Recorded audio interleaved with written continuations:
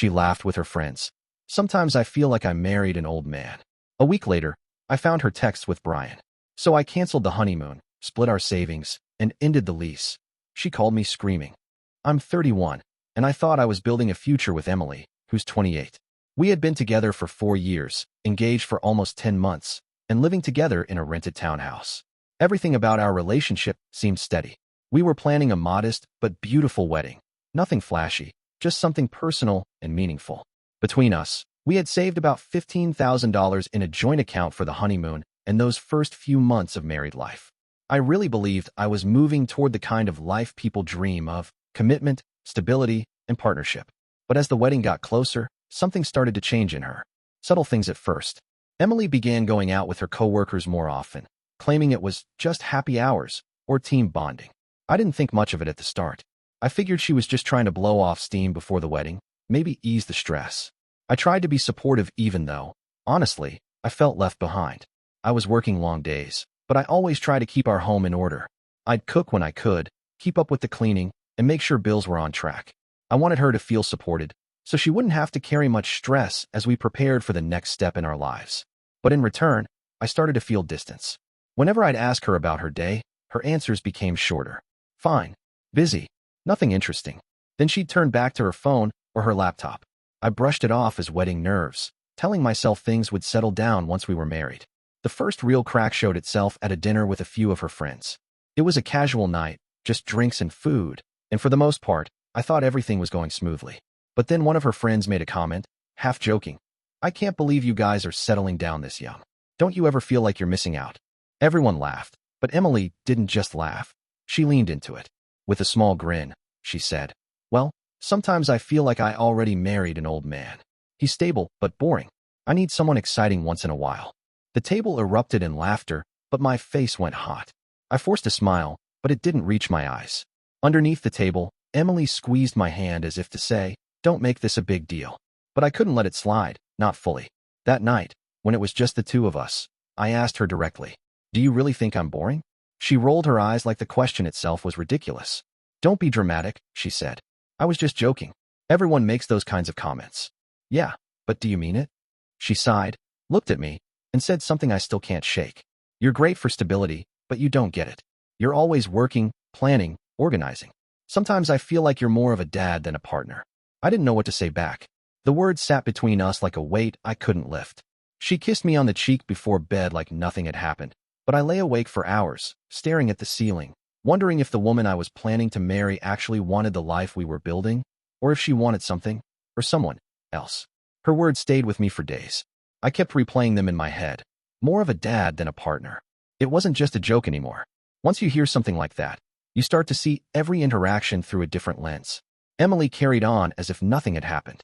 She still went to work, still went out with her coworkers, still brushed me off with quick answers whenever I asked about her day. But I noticed the small changes. She guarded her phone more closely. She laughed a little too hard at text messages. She started wearing new outfits when she said she was just grabbing drinks. I wanted to trust her. For years together, 10 months engaged, I told myself she wouldn't throw all of that away. I didn't want to be paranoid, but something in my gut told me I needed to be paying attention. About a week later, I got an anonymous message on Instagram. No profile picture, no name. Just a single line. Man, you should know, Emily has been getting really close with this guy Brian from our office. She flirts with him nonstop. Everyone's talking about it. My stomach tightened. I didn't know whether to believe it. It could have been a cruel prank. But then again, the timing was too perfect. Emily's behavior, the comment at dinner, the growing distance, it all added up. Still, I didn't want to jump to conclusions. I didn't confront her right away. Instead, I told myself I'd wait, watch, and see. That chance came sooner than I expected. One evening, she came home late again, claiming she'd been stuck at a happy hour. She went straight to the shower, tossing her bag on the couch. I was sitting in the living room when her iPad, which she often left on the side table, lit up with a notification. I wasn't snooping. I didn't touch it. But the message preview was there on the lock screen, impossible to miss. It was from Brian. Last night was amazing. You're worth the risk. My chest felt hollow.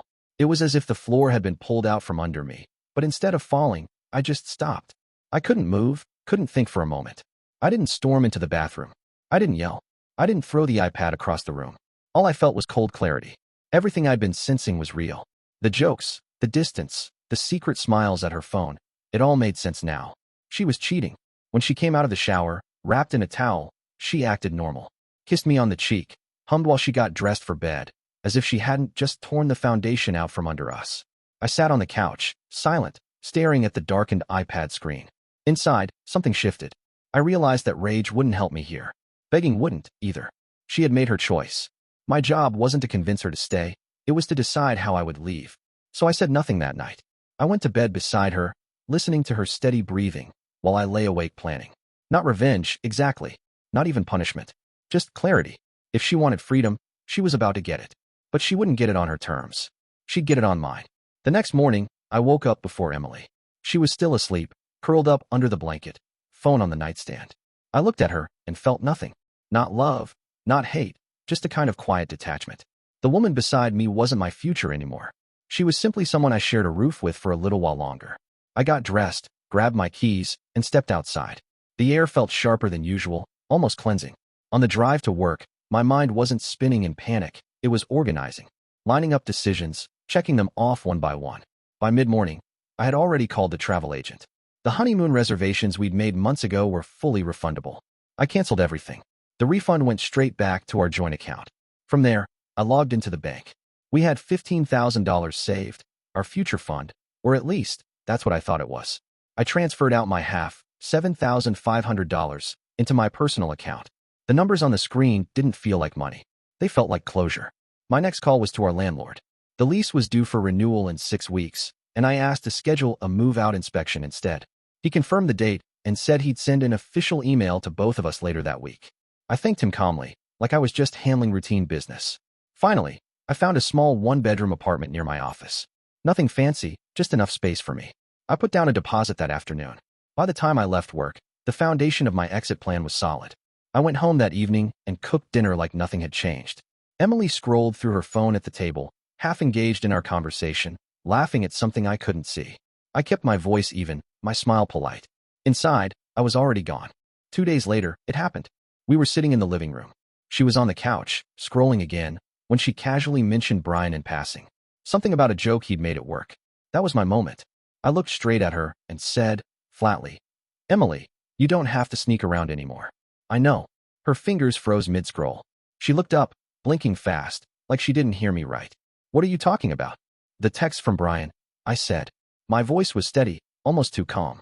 "Last night was amazing, remember?" Her face drained of color. First red, then pale, like the life had been pulled out of her. I don't know what you think you saw," she stammered. "Don't lie," I said quietly. "I saw it. I know what's been happening." She opened her mouth, then shut it, eyes darting like she was searching for the right angle.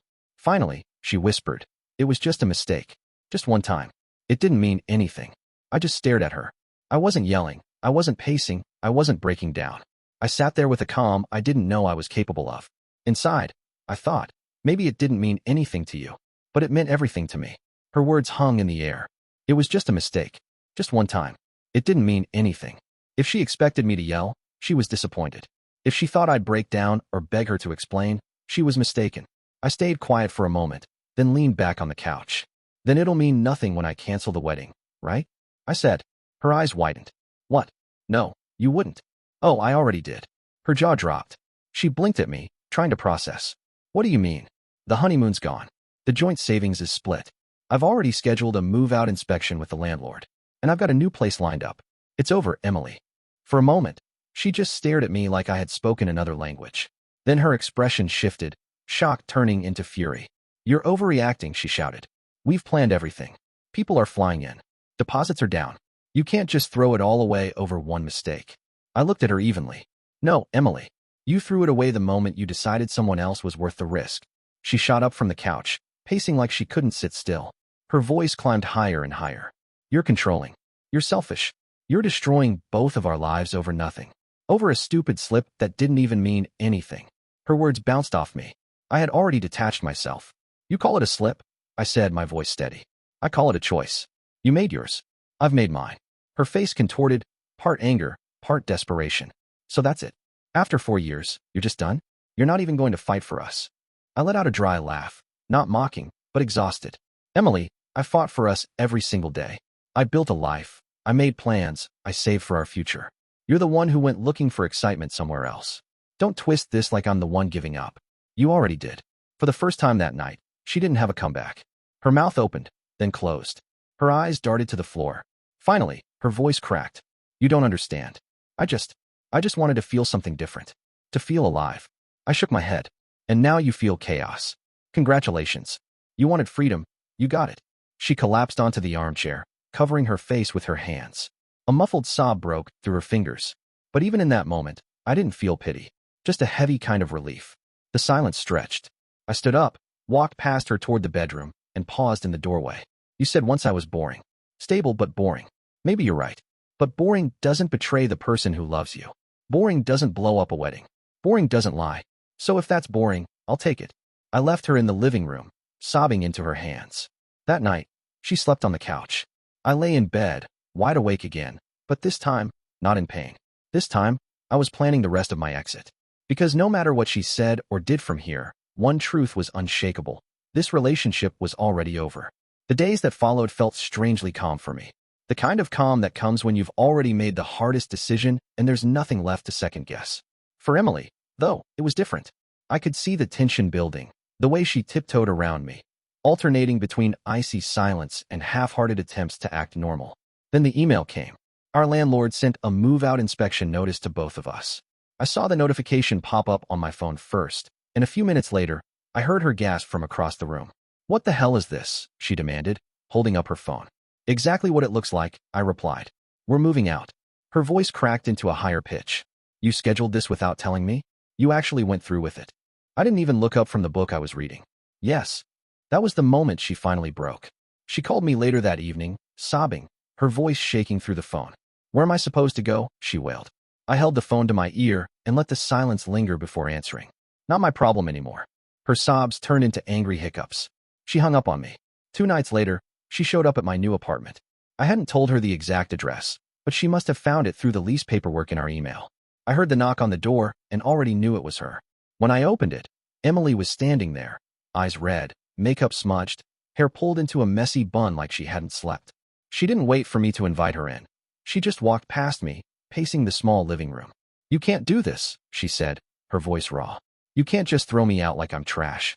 We've been together for 4 years. We're supposed to be getting married in 3 months. I leaned against the doorframe. You threw yourself out the moment you chose someone else. She spun toward me, her eyes wet. You're choosing pride over love. Everyone makes mistakes. You're supposed to fight for us. You're supposed to work through it. I felt a strange calm settle over me. I did fight, Emily. Every single day. I made sacrifices. I made plans. I made a life for us. You're the one who fought for excitement instead. And now you've lost what you called boring, but stable. She shook her head violently, tears spilling. You don't understand. I was scared. Scared of settling down too soon. Scared of losing myself. I wasn't trying to destroy us. I stepped closer, lowering my voice. But you did destroy us. And here's the truth. You weren't scared of losing yourself. You were scared of being content. And in chasing freedom, you lost me. Her lips trembled. She reached out as if to touch my arm, but I stepped back. The silence between us was suffocating. Finally, I walked to the door and opened it. Emily, you need to leave. Her face crumpled. Please, just give me one more chance. I shook my head. No, you fought for excitement. You lost stability. That's on you. And with that, I closed the door. Her muffled crying faded as she walked down the hallway. Inside, I stood alone in the quiet. And for the first time in a long time, I actually felt peace. After that night at my apartment, Emily's behavior turned chaotic. At first, she tried the guilt routine. She left me long voicemails, her voice breaking as she cried about how I was destroying everything we built. She sent texts like, do you really want to erase 4 years just like that? And, you're stronger than this. Don't let pride ruin us. I didn't reply. When that didn't work, she shifted gears. Anger replaced tears. You think you're so perfect? You're not. You're cold. You're boring. You never gave me what I needed. That's why I slipped. I read those messages once, then muted her number. But Emily wasn't done. She showed up outside my building twice in the same week. The first time, she buzzed my apartment until one of my neighbors let her in. She knocked furiously at my door, yelling my name, alternating between rage and pleading. I didn't open it. After about 15 minutes, the knock stopped, and I heard her footsteps retreat. The second time, she waited by my car. When I came downstairs for work, she was leaning against the hood, arms crossed, eyes bloodshot. You're seriously going to ignore me like I'm nothing? She demanded. I walked past her without stopping. You made your choice, Emily. She followed me halfway to my office. You think you're punishing me, but you're punishing yourself too. You'll regret this. No one's going to love you the way I did. I finally turned to her, calm but firm. You're right. No one's going to love me the way you did. Because the way you loved me came with betrayal. Her mouth opened like she wanted to respond, but nothing came out. I got into my car and drove off. The chaos didn't end there. Word started spreading among our mutual friends. Some of them reached out, confused. Why did you guys cancel everything? What happened? I kept my answers short. Ask Emily. She, on the other hand, started spinning stories. I saw it on social media, cryptic posts about men who can't handle strong women and choosing freedom over control. She wanted the narrative to be that I was insecure, controlling, untrusting. But anyone who really knew us could sense something deeper was wrong. Then came her last-ditch effort, dragging in her family. Her mom called me, voice sharp with anger. How dare you humiliate my daughter like this? Canceling the wedding, kicking her out. Do you know how much you've embarrassed her? I didn't argue. I didn't yell. I simply forwarded her screenshots of Brian's texts. After that, silence. But Emily didn't take the same silence. Her texts grew desperate again. Brian doesn't even matter. He ghosted me. He was never serious. Then, we can still fix this. Please. We can go to counseling. It was too late. The more she begged, the clearer it became. She wasn't mourning me. She was mourning the stability she had lost. The backup plan. The safety net. For me, it was different. Each day in my small new apartment felt lighter, calmer. I'd cook for myself, put on music, and sit in the quiet without feeling like I was waiting for the other shoe to drop. She had chosen chaos. I had chosen peace. And even as her world spun out, mine was finally steady. When guilt and anger didn't work, Emily tried social pressure. Her mom had already called, furious, but once I sent her the screenshots, she went silent. A couple of Emily's friends messaged me too, asking why I was being so harsh. I didn't argue. I simply told them to ask Emily. The truth has a way of surfacing when people compare stories. Meanwhile, Emily's social media told its own version of events. Just a month ago, her posts had been countdowns to our wedding, photos of flower arrangements, captions about forever. Now, those had been replaced with cryptic bitterness. Lines like, some men can't handle forgiveness, and sometimes freedom costs everything, but it's worth it. But the cracks in her freedom started showing fast. Word got around that Brian, her so-called risk, had ghosted her. Apparently, he already had a girlfriend of his own and wanted no part in anything serious. He'd gotten what he wanted and moved on. Just like that, Emily's exciting choice left her alone. She ended up moving in with a cousin across town. I know this because one night, she texted me from that apartment. I don't even have my own place anymore. You win. Is that what you wanted? I didn't reply, because this was never about winning. The truth is, I did feel loss. 4 years is a long time to share your life with someone. There were moments I missed, the quiet dinners, the way she used to rest her head on my shoulder when we watched movies. But whenever that ache crept in, I remembered the texts. Last night was amazing. You're worth the risk. And then I remembered how she laughed at dinner, calling me boring, as if stability was something to mock. That's when I reminded myself, I didn't lose a partner. I lost someone who had already left, long before I found out. Life in my new apartment isn't glamorous. It's smaller, quieter, stripped of the shared touches we once picked out together. But for the first time in months, I sleep through the night. No second guessing, no unease in my gut, no wondering if my fiancé is actually at happy hour or in someone else's arms. Peace is underrated until you've lived without it. Emily wanted excitement. She thought stability was boring. She wanted freedom, and in chasing it, she ended up with chaos. Me? I wanted a partner who valued what we were building. Instead, I learned that sometimes, walking away is the only way to protect yourself. I appreciate you watching till the end. Hit that subscribe button and stay tuned for more content.